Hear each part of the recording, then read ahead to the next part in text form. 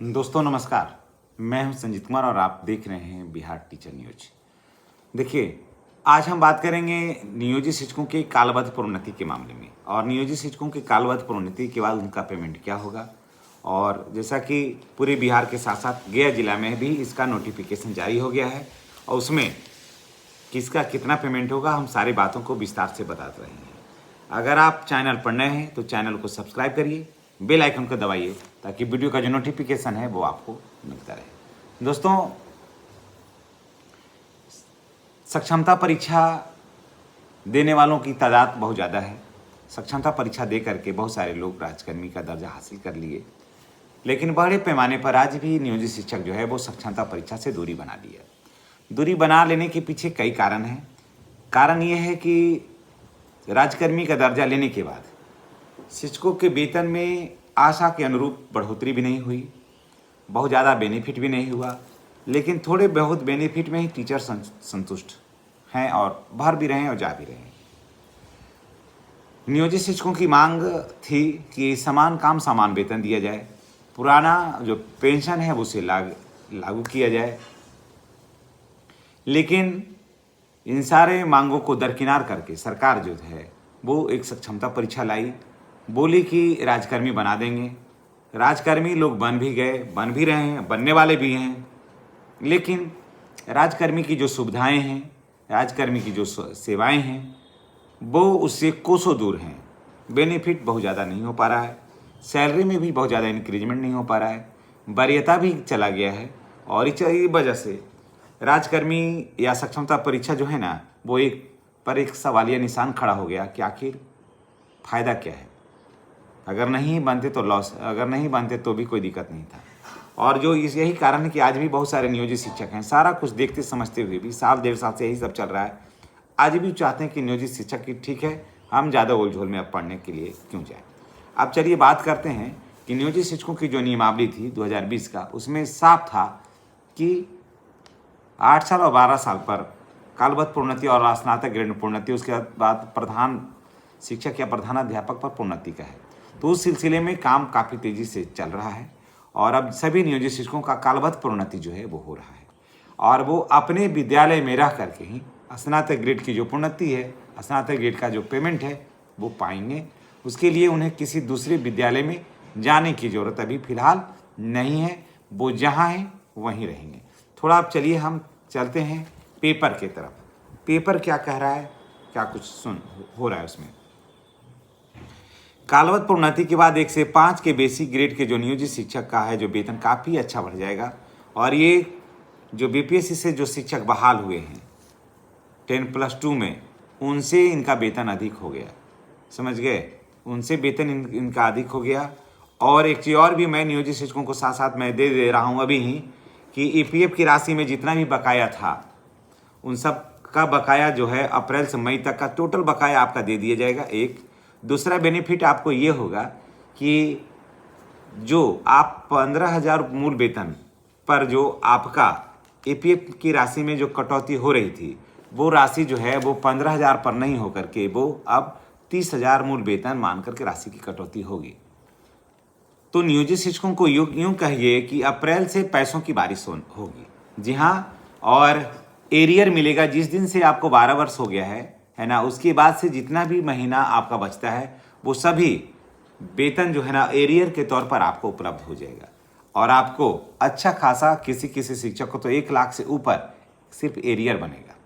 तो ये जितने भी नियोजित शिक्षक भाई बहन हैं उन सबको के लिए ये एक बहुत ही बेहतर खबर है। चलिए इसके आगे हम थोड़ा पढ़ते हैं, इसके बाद हम जानकारी आपको साथ साझा करते हैं।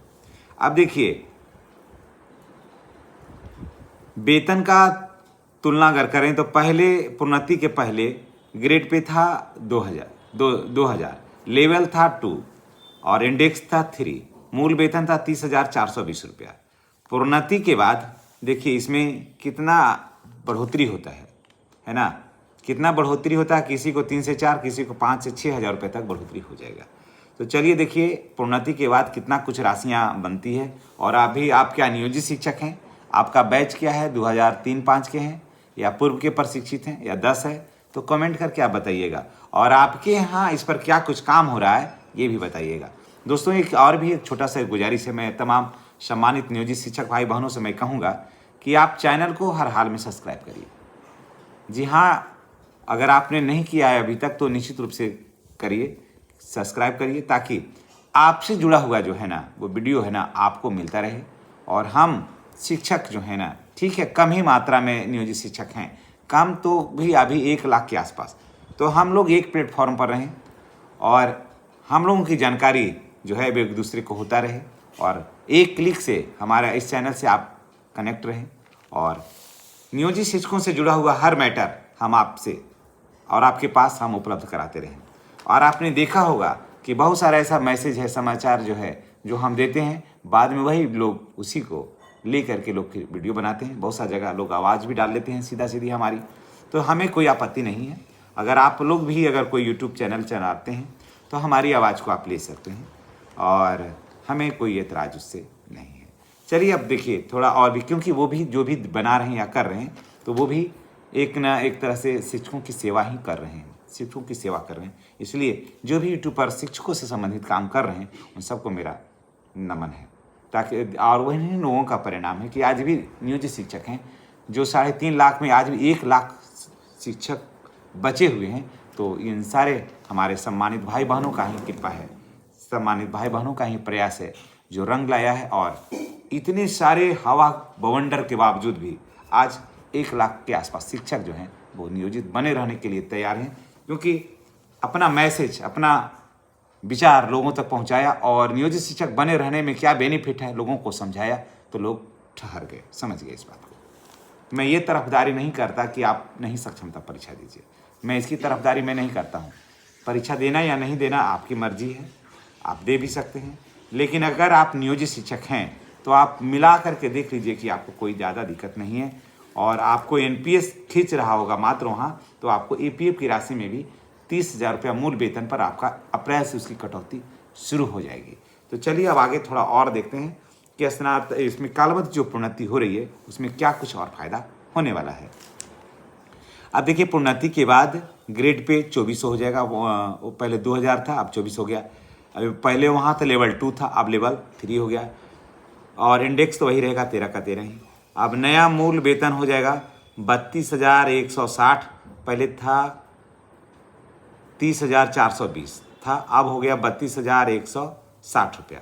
बाद की जो वृद्धि है 2025 में देखिए, अब देखिए क्या हो जाता है, 25 में हो जाएगा 33,120 और 26 में हो जाएगा 34,130, है ना। तो देखिए कि कितना ज़्यादा बेनिफिट आपको हर साल होते चला जा रहा है। और सबसे बड़ी बात तो ये है कि आपका एरियर जो है ना ये भी बनता चला जाएगा। तो जितने भी सम्मानित नियोजित शिक्षक भाई बहन हैं तो उन्हें घबराने की ज़रूरत नहीं है, हर काम जो है वो विधिवत हो रहा है और इसका 100% बेनिफिट आपको घर बैठे मिल रहा है। तो चलिए इसी के साथ हम आपसे विदा लेते हैं। आपके प्रखंडों में या आपके ज़िले में कालबद्ध प्रोन्नति को लेकर के नियोजित शिक्षकों के संबंध में क्या कुछ काम हो रहा है, कमेंट करके अवश्य बताइएगा। धन्यवाद। जय शिक्षक, जय बिहार।